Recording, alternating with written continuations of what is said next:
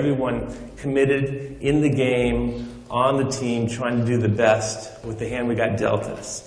And with the situation, however it might be, what can we do differently to get a better response? So you can see a common thread in my comments are focusing on the things you can do that might work. Not the things you can't do. I know there's lots of things you can't do. Everywhere I go in every organization of any type, in any industry, of any size, there's always things you can't do. My observation, and I've worked with over 1,000 organizations, is our tendency is to focus on what we can't do. And we create our own barriers instead of focusing on things that we could do. So I want you to ask a question of yourself during our time and after you leave. And if we could do something different on this problem, on this situation, on this sales opportunity, what might that look like? And free yourself for a different way to come to a situation that might give you a different answer. We're in a very different time, one that most of us has not seen before. A down economy means ongoing negative news, not a one-time thing where we can adjust and then move on, like 911 or a hurricane. We got a crisis, now it happened, now we're adjusting and moving on. This is a different game. Ongoing negative news. We don't know how long it's going to last. And that's a challenge right there. Increased uncertainty on an ongoing basis. Cut back some layoffs, and everyone's experiencing this. It's a tough challenge. Now this leads the impact from the employee perspective, which is what I'm all about, is it leaves employees that already are pretty stressed to be even more stressed. They're doing the responsibilities of the people that were laid off. So they're asking them to do more. They're working longer hours. They're taking on more responsibilities. At the same time, they're cautious. They've got there's negativity. They're maybe worried about their own job. Makes people, the natural reaction is to withdraw, to be myopic, to have a smaller focus. So instead of looking at what we can do to serve the customer, the natural tendency, unless we push hard against it, is to close our focus and have a narrower focus on. And a lot of times in a job, that means you become defensive. If something goes wrong, I want to make sure it's not my problem. So we spend more time kind of protecting ourselves than again going that extra measure in the potential of what we can do for the customer. Leads to kind of a fear and panic. And this is true everywhere today, honestly. And it's daunting. The impact on the business, low morale. Some 80%, 85% of companies today report having low, very low, sometimes record low morale. A loss of focus on what we're good at, that we're losing that clarity. We're starting to grope, and the loss of productivity, however that's measured in sales and production and whatever it might be. So that's the end of the gloom and doom, because this is a reality we all know. Thanks for that, Bob. Okay. Let me instead take the turn and start to talk about what you can do about it. Okay. And so again, some recent research about this whole topic of morale. Account Temps did an executive survey, and they asked, which of the following has the most negative impact on employee morale? What do you think they found to be number one? Any guesses? 33% said a lack of honest communication. Honest communication. And then what determines honest communication? What determines sincerity? What determines you're being straight with me? We can discuss that. But first and foremost, information. Number two, failure to recognize employee achievements. Okay? The recognition, as you're going to see, is one of the most powerful tools that we have at our disposal as a manager. In my experience, why I've made this my career is the number one most validated principle in the literature. We have 2,000 studies that say you get what you recognize, what you reward, what you inspect, what you notice, you will get more of. Guaranteed. And then a lot of stuff gets in the way, where we fall off of that. And I know I'm talking to the choir because you guys are very good at this, but I also know you don't rest on your laurels. You're constantly looking to be even better at it. And we're going to talk about some things to do in that regard. Micromanaging employees. If we get nervous as leaders, then we can be double checking and not trusting employees, and that creeps into what they feel and affects their morale. Excessive workloads for extended periods, fear of job loss. So these are, right now for today's employees, when you ask them why, when you go behind that morale is really a symptom. And this is really the things that are causing morale to be lower. And in the same research they asked, well, what would be the remedy for low morale? And actually it's kind of a mirror image of some of the same things. The first thing was communication. 48% said you have to communicate honestly, directly, information when you have it, what you know when you know it, that type of thing. We're gonna echo that, but we're gonna go beyond that and say what else you can do with that. Recognition programs and activities. If you have good programs, make sure you're using them, but it doesn't mean you can't do something new and different on top of it. We're going to talk about some new and creative and no-cost and low-cost ideas that can help stir your judgment. When there is monetary rewards, when those are possible, make sure this study said make sure that it's being given for performance. And not just across the board kind of stuff. So the money's part of motivation. It's not the end all. I think it's actually mutually exclusive that we pay people as best we can when we can based on what they're doing. But regardless of what you're paying people, you've got to notice when they've done a great job and have to be excellent at doing that. And then unexpected rewards, which again, part of the fun aspect of doing something spontaneous, something that the unexpected recognition has a power that the planned and programmatic recognition does not. So I want to challenge you to think in those terms of what can you do new and different and fun and crazy in the middle of a stressful time. So just a quick example that I work with the scooter store and in San Antonio, and they have a incredible sales engine as an organization, and they do when someone closes a sale out in the bullpen, they will go. And they just tried this one day, and hey, it worked pretty well. It's kind of silly, but they went and they taped a balloon to someone's chair. They closed the sale, or they lined up a call, that type of thing. And they did a second one. There's a second balloon, and then suddenly there's a visual reminder that somebody is making something happen today. Hey, Tony, looking good over there. And then another balloon goes up, and wow, they just tried that and they said, that felt good. Let's do that again. They've actually gotten to the point where they have it seems silly again, they have a full-time person that blows up balloons on their staff, if you can imagine, because they're constantly doing things to celebrate. They use more confetti in their building than the rest of the state of Texas. They're constantly looking for things to celebrate. We need that. Employees need that. And so during this time, you might have to make a bigger thing of smaller successes that maybe a year ago that wouldn't have even caught a notice, but now we're going to make a bigger thing of it because we need that traction, we need that energy, we need that buffer from the outside and the negativity of the news to say within our world we're controlling that and we're spotlighting in a way like you've never seen the good news when we have it. And team building events or meetings. Additional days off. This is what this research said. I'm going to share with you research that I've done along the way. But first off, really what we're talking about here is energy. Recognition is energy, and if there's one place that energy needs to come from, it's from the leadership of an organization. And I'd like your help to make this point. If everyone would stand up, if you would.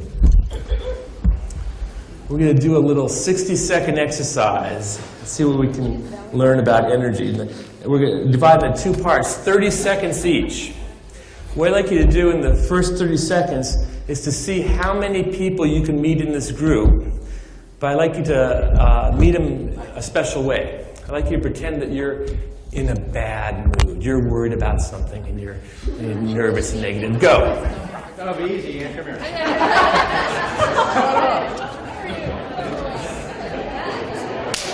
What up, man? This is a bad mood for us. Give it some something to do. You probably have math. How are you?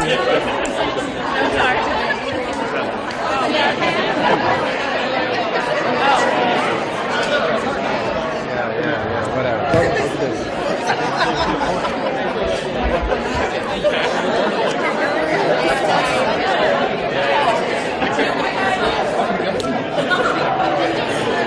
Okay, stop where you are if you would. Now, class, now I'd like you to keep meeting people in the next 30 seconds. Keep meeting people, still as quickly as you can, but make just one change in your demeanor. Like you now pretend that each person you meet is a long-lost friend you haven't seen for 20 years. Go. We're going for the holidays at the shore. Chucky.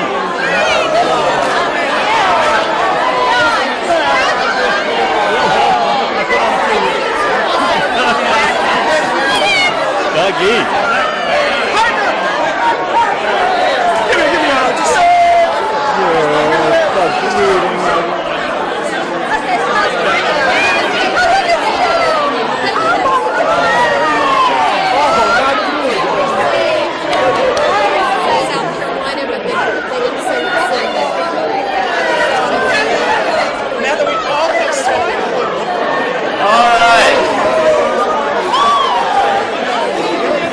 Very good. Have a seat. Okay. Let's see what we can learn from that 60-second exercise. More fun than that. Felt good, didn't it? Now, in the first 30 seconds, when you weren't in a good mood, in the first 30 seconds, what did you notice about your behavior or that of others? When you're in bad mood, what about the energy? Energy was low. What else did you notice? Behaviors, things that you can notice. No eye contact. Shuffle, looking down, kind of looking away. Nobody cares. Now, nobody cares is a judgment call based upon what? What are the types of things you saw? Body language. Body language. Insincerity, again, a judgment call. Body language, was it 90% of our communications through body language? So it's hard to, if you turn away from someone or you're looking down or you're walking past them, it's hard for them to feel like they're special to you. Now, you might be more efficient in meeting more people in the first 30 seconds, but what type of meeting was that? What did you leave as a residual? What did you notice in the second 30 seconds in your behavior, that of others? It was more fun. Wow, that felt good, right? What else was different? The volume shot way up. Anything else? Energy. Sure, the energy was much stronger. This is there was a lot better eye contact, more nonverbals. I saw some people hugging. What do we call that? That'd be sexual harassment. Yeah. I could talk with you after the program. I like that. We'll call it touching without taking. But you gave people undivided attention, and they felt that. It comes down to energy, and the message I've got for you is that energy needs to come from you, not from your people. It needs to start with you. When you walk in the building, everyone's looking at you to see how is it going, how am I doing? And if you've gotten away from that because you're busy, because you're worried, because you make a beeline for your office and you're staring at the floor and you slam the door behind you, just like that you set the tone for the day. Boss is in a bad mood. Just like that, it starts to ripple out. Okay? In that same amount of time, just walking in the door, you can make a connection. I know managers that tell me, Bob, when I go to my building, before I walk in the building, I stop and pause and think what's on my mind, what I'm thinking about, what I'm worried about. If it's something important, I'll take out a piece of paper and write it down so I don't forget. But I clear my head because when I step in the building, I'm stepping on stage. And the audience that you're playing to each and every day are the people that work for you, that are all looking to you to know how are things going, how am I doing. That's the challenge. That's the opportunity that you bring to it. Now I know that could be hard because you're focused and you got to be at a million different places and you're in a meeting and a phone call at the same time and whatnot. But the job of management starts there, in the sphere of influence that you have with the people that report to you. You are the catalyst for how they view their job, this organization, and the opportunity out there on a daily basis. So I know you're good at this. This is a time to up the ante, to bring it out, to pull out the stops and get an even better job at it. This element of contingency is so critical in this. So I'm not talking about just being nice to people, have them like you more. I'm talking about doing recognition with a purpose around performance, around whatever type of individual group success there is to celebrate, to thank, to acknowledge in some way. It's so important that these go hand in hand that I want to tell you a little story. These two gentlemen both died the same day. One was a New York City cab driver, the other was a Baptist minister.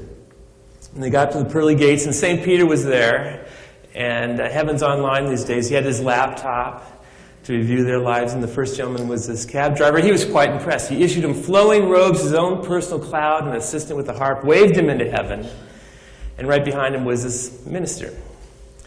He reviewed his life, and he issued him a loincloth. And the minister said, I don't want to seem ungrateful to be here in heaven. I'm delighted to be here, but I've got to ask why you seemingly treated that cab driver so much better than myself when I spent my entire life in the service of the Lord. And St. Peter said, well, we've moved towards a pay-for-performance system here in heaven, and basically, as you preached, people slept. As that cab driver drove, people prayed. So it's happening everywhere, this alignment with recognition and performance, and I know you guys are good at this. You got to even be better at it in a tough time. To make the connection, to help people reach a little bit deeper, to get through a busy day, to hold their place in line, to be there for the next sale. The challenge is how do you keep people excited and committed during tough times? And again, the reminder why this is so important, recent research from Towers Perrin, committed employees deliver 57% more effort than uncommitted ones. So if this goes hand in hand with their focused energy on the job and the task you need from them. If they're not committed, if they don't feel that you're on their side, helping them win, then their energy wanes, it becomes myopic, it becomes more watching out for themselves and what they need to do. So again, hand in hand is the key. Stress and excitement are really flip sides of the same coin. So there's lots of stress now, but you need to think of it in terms of, if you want to turn that into excitement, remember you've got the controls to make that happen, how it's perceived. That it's this group for your organization that control the reality within the organization of how the employees perceive what's going on. That's a big role. And the competition that you're fighting is CNN and USA Today, and they are, I guarantee you, it's negative news that sells papers. I mean, the media will not lit us up. You have to be the buffer that keeps that out of the building, as you can talk about what you're excited about and what the group is excited on making happen. That you and the leaders that report to you are the key to making this happen in your organization. Two interesting factoids here. The relationship with one's manager is the most important one at work. Overwhelming evidence on that. So the role you have of people that report to you and people that report to them, so people might come to work for Disney because it's Disney. But what they experience is mainly determined by the person they're working for. And actually a lot of evidence says that when people leave an organization, they tend to leave it because of a manager. They might come to it because it's a great organization, but they leave because of the person. Whether they stay instead and work harder and are more creative and more successful is really in your hands. And secondly, the best leaders are the ones that are consistently positive and forward-looking, especially in challenging and negative times. They don't jump on the bandwagon and pour me and whatnot, but they stand tall about what we got going for us and what you personally are excited about, and that becomes contagious to get people, again, to keep them in the game, to being excited as well.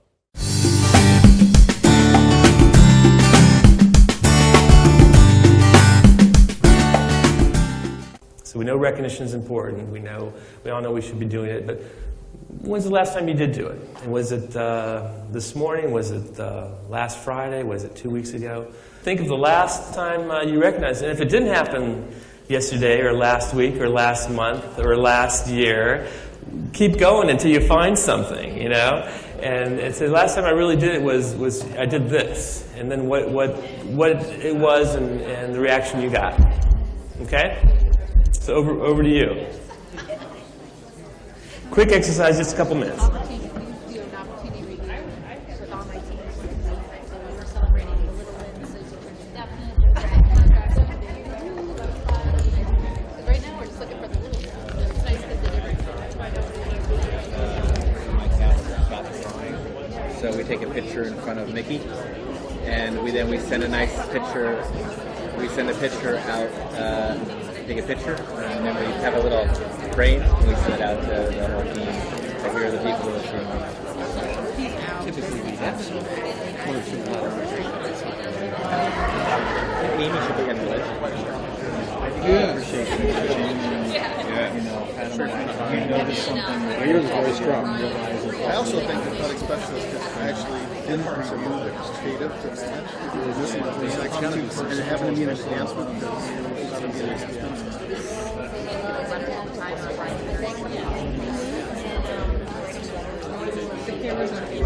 That's true.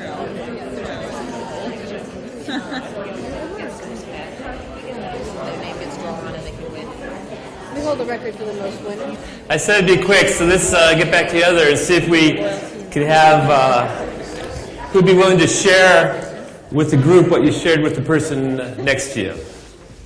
Yes, sir. Just on the team here, one of my leaders is a sommelier. And yesterday, thank you. Thank you. Yesterday, as a sommelier, we have one of our strategic initiatives here at the Grand Floridian and at Global is Unstoppable Product Knowledge. And what that means is we, every month, are going to have a session where we're going to teach each other. From services will teach something to us, sales with us. We have Reedy Creek involved in one of the sessions. We have safety involved in one of the sessions. And what it is to get everybody knowledgeable. What this guy did yesterday is he set up a wine pairing on his own for the services team and the banquet team to teach them a little bit about the wines, and so that we're not just selling house wine.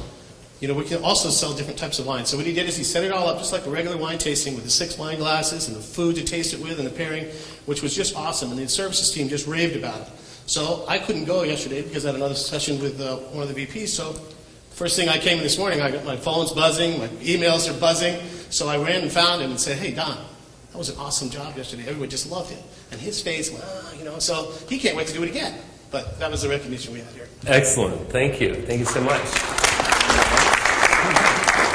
In fact, for helping us out here, a copy of my book, 1,001 Ways to Reward Employees. Some of you probably have this. It's actually got 2,500 real-life positive strategies that people are doing right now that work for them.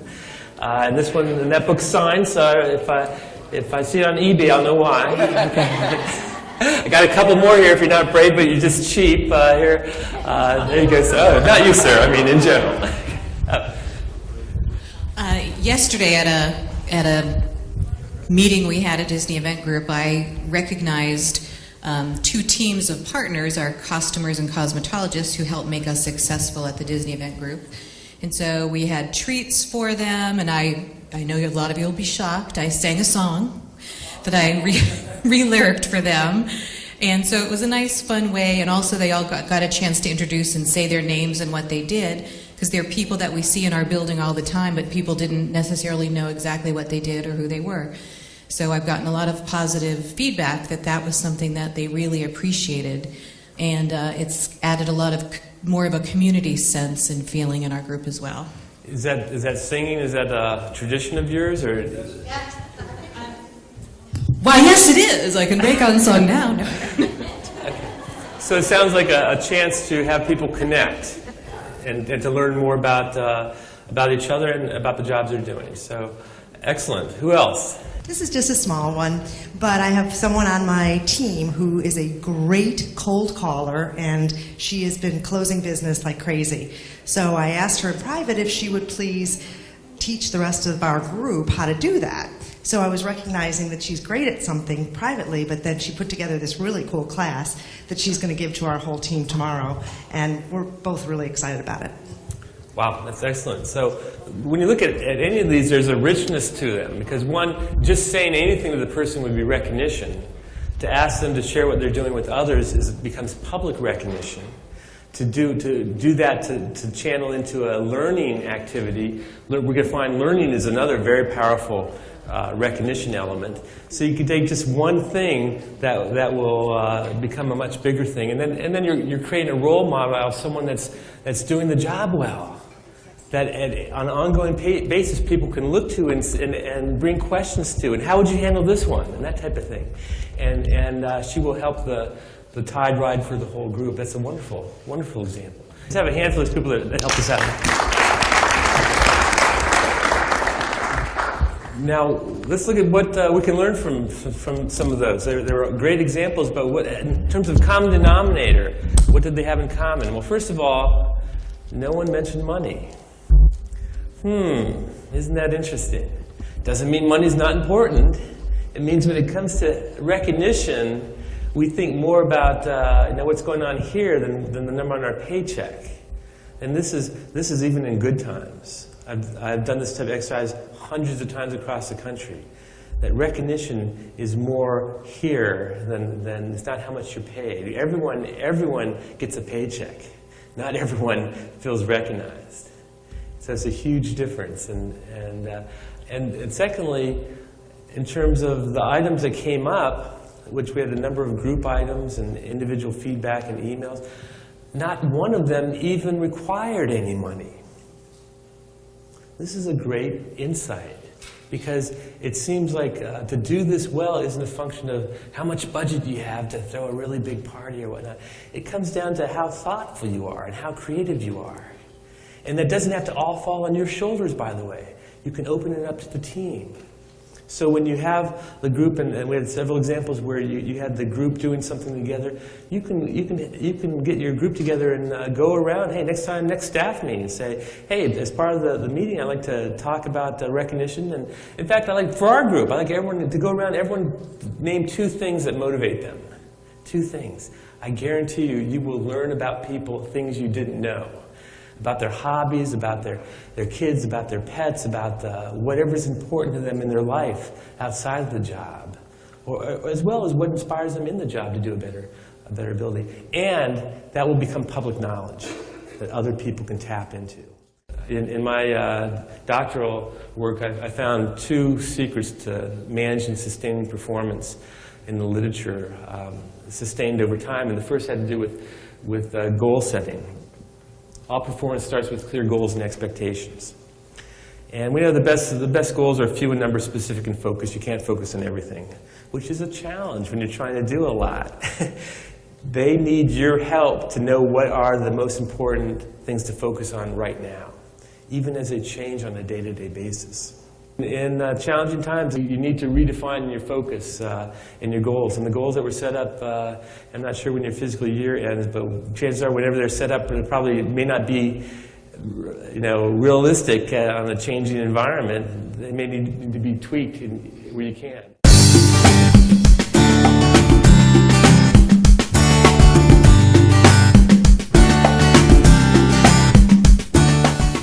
I'll give you an example from Home Depot, which, like many companies today, is having tough times tied to the whole housing market.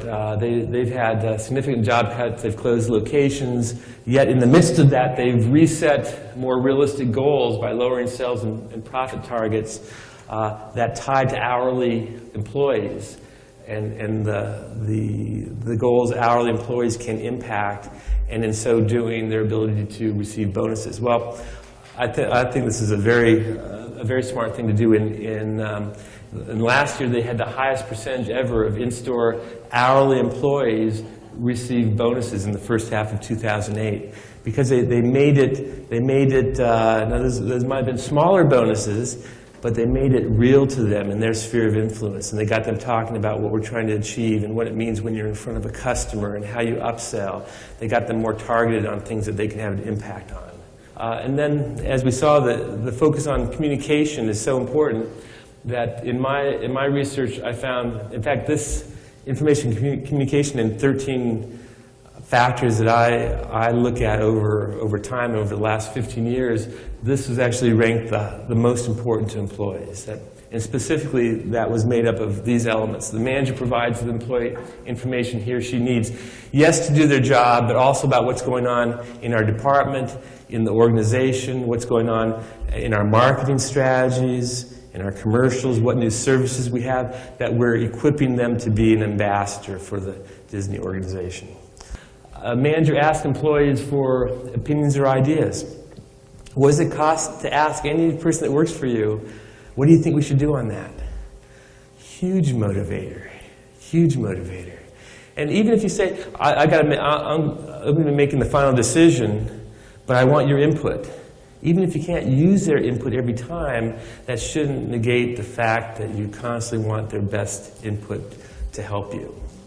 And then where you can run with it even better, where you can give it to them to run with, even better. That's a great idea. Why don't you see what you can do on that? Now, who's going to have more energy for an idea than the person that came up with it, right? So it's a great motivator to allow them to pursue that. And we'll touch upon that. A manager involves an employee with decision-making, especially decisions that affect them and the job and the work they're doing. This is critical today. So again, asking their opinions and getting their input in making decisions. And finally, the manager supports the employee when he or she makes a mistake, which makes a world of difference to an employee. Because if you got an employee that's nervous about losing their job, or nervous about looking bad, or standing out in a negative way, and their boss slams them in front of other people, they're going to go into even deeper crisis. You know, they're practically feel like they're out the door already. So how you handle mistakes is especially critical in a challenging time. That and it might be saying, you know, I don't think I would have done the same thing, but what did you learn from that? How can we all learn from the mistake you made? It might be whatever it is. It's probably worth the experience that you gain from it. So it's easy to find fault. It's easy to catch someone doing something wrong, but catching them doing something right is a mark of a better leader. In fact, Bill Gates captured this thought once when he said, "You can tell a lot about the long-term viability of any organization simply by looking at how it handles mistakes." Because if you criticize someone, they probably won't make that mistake again, but what you lose in terms of their self-esteem, their willingness to use their best judgment on the next situation with the next customer, the next problem that comes up, you may never get back again. So communication strategies, and again at both the group or individual level, town hall meetings, CEO breakfasts, brown bag lunches, idea boards where you can have a whiteboard and people put up a problem and have anyone respond to it, type of thing. Being open and honest to explain the situation. So whatever, really, to me, at the heart of this is kind of an experimentation. When I went through Disney Institute's program last May in Anaheim, and they included a behind-the-scenes tour, and I'd done that a couple times before, but I tell you, the whole couple-day experience to me came down to being in catering and hearing them say, "We're running an experiment today. One of our employees had an idea, and we're running with it to see if it works." And I was thinking, God, if anyone has catering nailed as how to do it, it's got to be Disney. And yet, they're taking the input from an employee to try something today to see if that will make us a little bit better. God, I love you. You know, that is what it's all about. So, individual support, that FaceTime, very critical, even if it's in the hallway, giving someone undivided attention. Recognition can happen at the beginning of a staff meeting. The key to it is making it part of your behavioral repertoire on a daily basis in your sphere of influence. I worked with a executive group at MCI. I remember in the middle of my program, the highest ranking person in the room stands up and said, "I'd like you to stop saying this is easy to do, this whole recognition, this whole people thing." He said, I don't know. It's the hardest thing I got to do in my job. I'm not sure when to do it, how to do it, when I've done it enough. He said it's like hugging Jell-O, this whole people thing. I just don't get it. Now, how do you handle something like that? I could have said, well, sir, you know, management is a people job. Maybe you're in the wrong job. That's not going to help me much. I probably wouldn't have gotten paid on that one. I could have said, have you ever thought about a personality transfusion? You know, try to be someone that you're not. Well, we can't change who we are. We have our stripes of our personality. But what I did say, I said, sir, let me ask you something. Do you have a to-do list? Because a to-do list, yeah, I got a to-do list. Most professionals have a to-do list. I go, have you thought about the people, listening to the people that directly report to you on your to-do list with the intention that you will check them off each week as you catch them doing something right in alignment with your mutually agreed upon goals? Could you do that? Because, yeah, I could do that. The guy's a taskmaster. Of course he could do that. Do that. Because that's what this whole thing's about, this whole recognition thing is. My to-do list, just do that. Now, it's not what it's all about. But God, we got to get him in the game somehow, where he can see it from his own eyes that this is real. This is critically important. And until he sees that reaction from his own employees, that there's something else going on here, we can't have him do the second or third thing until we get him started on something he's comfortable with. Just do that. And again, so if you've gotten away from this because you're busy, it's a reminder it's never too late to get back to it, to have the discussion, to start doing things, to do simple things, to do things that will matter to your people.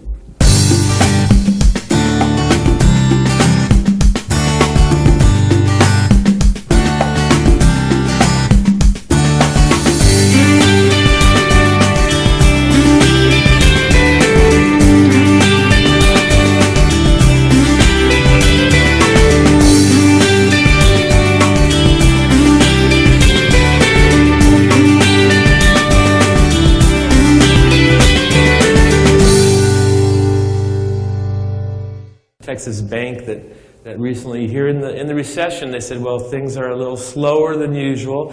They want to use the opportunity to focus on those bottlenecks in their processes that they knew were a problem and that they got complaints from customers on. So they held focus groups with employees to determine what procedures most frustrated employees and customers. Stuff where it would come up in previous months or years where they say, oh yeah, we got to fix that sometime. Well, now's the time to fix it. And they actually set up a goal with doing this. They said that they thought this would result in savings of $50 million if they took this seriously and streamlined their processes, that type of thing. Well, they did this, and to their delight, their savings nearly doubled that. Over $100 million in savings that tracked to improving their processes, improving the things that customers complained about. That led to better customer service and expanded accounts and that type of thing, the things that were important to them in their sphere of influence.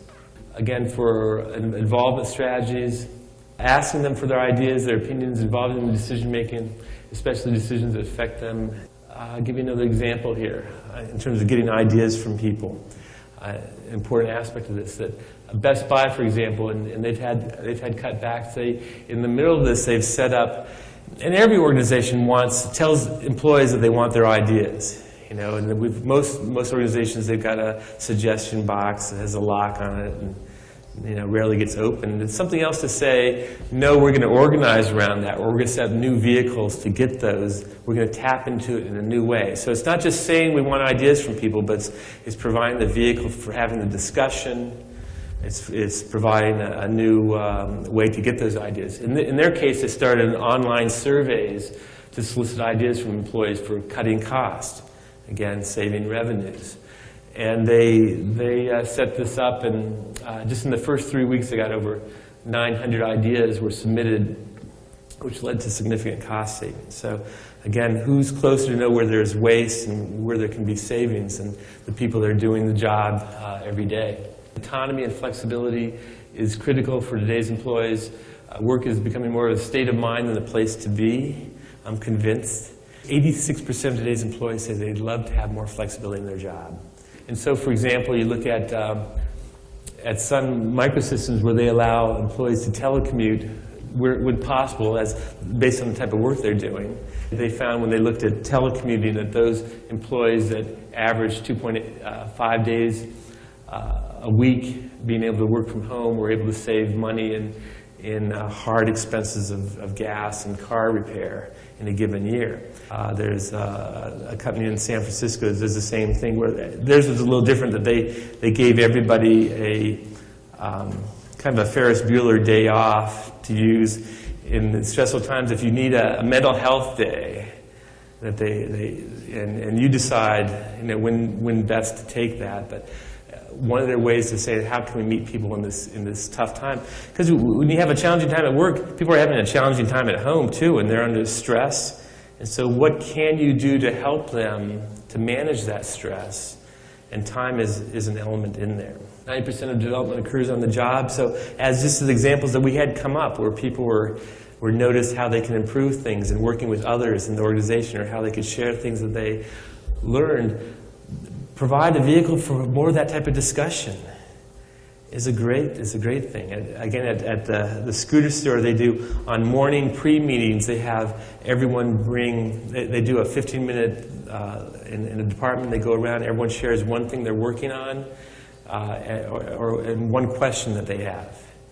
And they vote on the most important issue being worked on in the department, and that is bubbled up to the next level, and the next level does the same 15-minute meeting.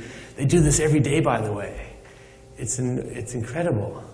And on a daily basis, they get this pulse of what are the hot spots, the things that are most important that are being worked on in the organization, and how can we help those people be successful.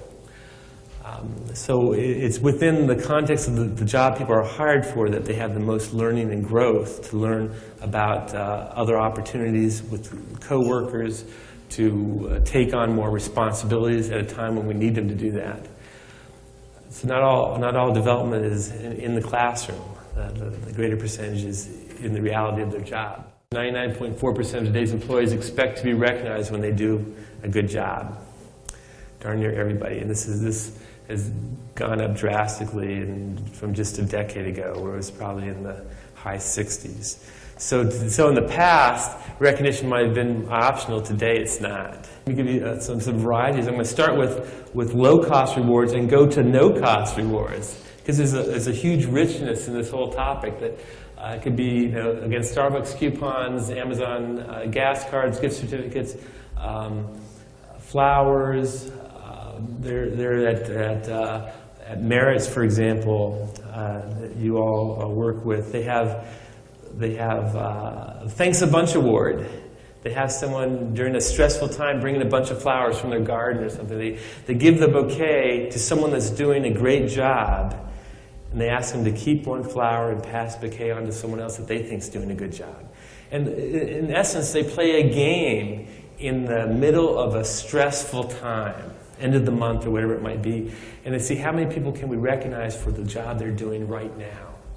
At the end of the day, they collect business cards from everyone who's got a flower on their desk. They throw them in the bowl. They do a drawing for prizes, which can include a gift certificate or maybe even some cash, but always the prizes that get the greatest buzz and excitement and energy and are the ones that they make up out of thin air.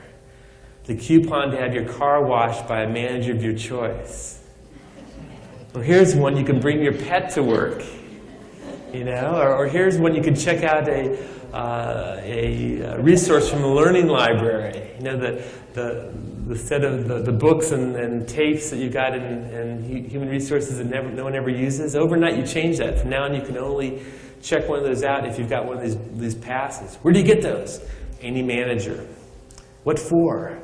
Fill in the blank. Creative sales. Upselling, cost-saving ideas, whatever it is you're trying to get more from people right now.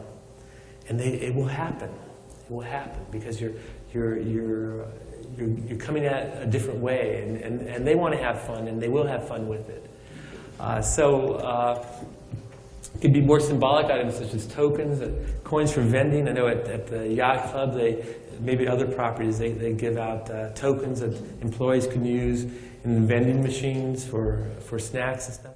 And here's another example. They labeled it, they got I don't want to get out of bed days. Everyone got 2 I don't want to get out of bed days. There's a company in Boston that actually uses Ferris Bueller days off. It's just a wild day. It doesn't go get you sick leave or your vacation time. It's just a crazy day. So, they gave those out to everybody, but can you give those out for performance? Just as easily.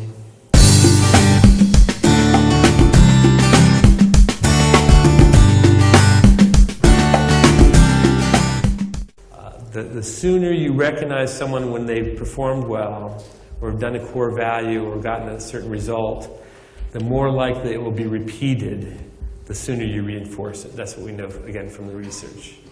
So the sooner, the stronger the bond is that you're making, that will be repeated. So translation, when the thought crosses your mind that someone did a good job, I'm asking them, imploring that you act on that thought, to pick up the phone, to send an email, to maybe get up from your desk and go and find the person. Flip side of that little card, I saw what you did, I appreciate it. They don't know what you see, they can't read your mind. Saying that you appreciate it. Here's why it's important. It ties it to a larger context of how we're going to get through this time period, how we're going to emerge stronger. And Disney, by the way, has a history of emerging stronger from crisis, through challenge and turbulence. Walt Disney was laid off at least 2 times. He had 2 businesses that he set up, creative art businesses. Both of them, he had his employees stolen from him. And he went out of business. He had a chance to go join the company. He didn't take it. He started again. And the same thing happened again. It didn't stop him. Disney, we need more than anything Disney to succeed. You're part of Americana. You're an icon for America. In the Depression, Disney did a huge role in helping the country pull out of the Depression. Honestly. And coming out with animated features which have not been done before. And as silly as it sounds now, the 3 little bears and who's afraid of the big bad wolf became an analogy for the Depression that people talked about. Here's how it makes me feel. Getting an emotional time makes a connection. A good praise has a practical aspect, but it has an emotional aspect as well. It's a 1-2 punch that leaves the greatest residual with employees. So that's the key. You can do it directly to people. You can do it in front of others, as I demonstrated. You can do it when no one else is around, knowing that word will get back to the person. Kind of a positive gossip type of thing. And that's kind of, again, you can have fun with it. Kind of different strategies of making this happen. And so here we come, people ask me, I go around the country, around the world, about of all the things that you've seen and all the things in your books that you can do, if there's just one thing that I was to do as a leader to get a better result, what would it be? And this is it. Finding ways to thank people, to praise them, to catch them doing it right. And doing it a little bit more, a little bit crazier, a little bit sooner. And digging deeper on that, especially now. So with that, I wanted to show you a clip from a company. Boardroom Inc. is a publisher. They do newsletters and books out of Greenwich, Connecticut. Actually, they do 4 of the 5 largest newsletters in the country. And on part of what we're talking about in terms of initiative and getting the best ideas from employees, these guys have one of the best things I've ever seen. And like many things of this nature, it's really simple. They ask every employee to turn in 2 ideas every week. These guys have been doing this now for 13 years, and they still get 2 ideas from every employee every week. How is that possible? Well, we're going to find out here, taking a look at what they do. And what they don't do, what most organizations do around ideas, is a suggestion, suggestion box in the cafeteria with a lock on it. No one ever opens it. And so someone that had an idea, they probably didn't get any feedback, or if they did get any feedback, it was like 2 months later when the suggestion team looked at it and they gave them a form letter that said, here's why we're not using your silly idea. It's called a negative consequence. No, they don't do that. Instead, they have a volunteer look at the ideas that are submitted each week. And you know what they do with most of them? They go, wow, that's a great idea. You should do that. And they hand it back to the person that turned it in with the words, let us know if we can help you with your idea. That's a great one. Now, they do thousands of ideas. Now, they don't do them all, but their ratio of submitted ideas has gone up, and ones that are achieved have gone up. They credit this one simple thing, but doing it well, with a 5-fold increase in their revenues in a 4-year period. First, I have a money-saving idea. My ideas are, when we purchase our transit check vouchers, we should... My first idea is to create a statistical entry. I was at the first iPower meeting, and it was just amazing. And the lowest person on our team, the newest hire and the lowest job, came up with a fabulous idea. My name is Debbie Samiz. This is the Accounting and Finance Department. We meet once a week. We try to have about 2 ideas. Even though I'm the manager and I review everyone's work, I don't get down to the nitty-gritty of everyone's work. Everyone wants to learn and contribute and have fun at the same time. It's sort of the ideal. It's the best of everything. One thing that I think is good here because of the openness is the constant positive reinforcement to make people continue to come forward with their own ideas. Metropool and take advantage of the Connecticut subsidy. It'll save at least $12,000 a year. I estimate that savings should be around $36,000. The suggestions are just incredible. And I realized in the beginning, the expectation was for profit. How can you make money? And the more we talked about it, we made money here and there. People came up with these big ideas, little ideas, each were profitable. But I noticed that something else was happening, and that was really exciting. People had changed. They were their own agents of change.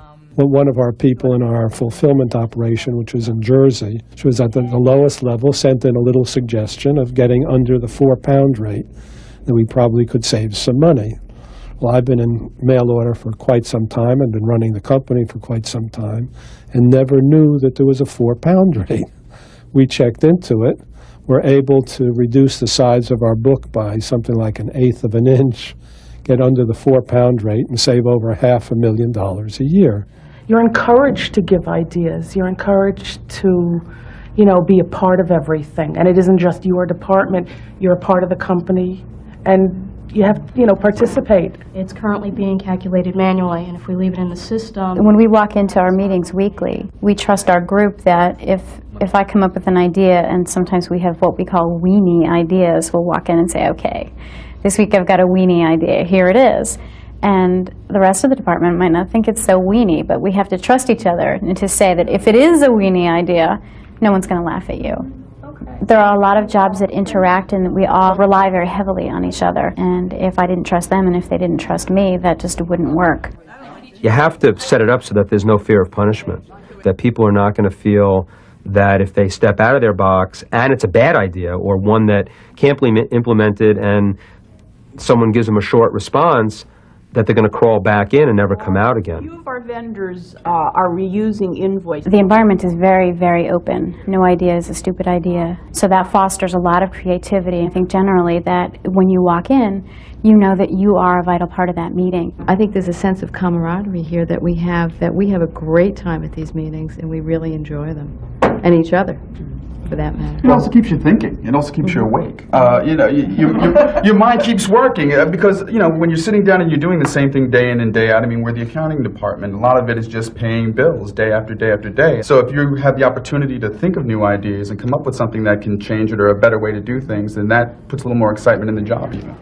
It's a kind of intriguing notion that allowing people permission to run free. Lisa, in that video, I remember talking to her, she said the first day of work, she didn't even know where she was sitting, and she was pulled into a staff meeting. Within 30 minutes of coming to work on her first day of work, someone turned to her in the staff meeting and said, "What do you think we should do about this problem?" She said she almost fell on the floor. She just came from a job, she'd been there 8 years. No one ever asked her opinion about anything, ever. And now they want to know what she thinks even before she knows where she's sitting. She said after she got over the initial shock of it, it felt pretty good. That my ideas matter, that they make a difference. And I guarantee you, if she's allowed to pursue an idea and implement it, she's going to be even more motivated to do the next one.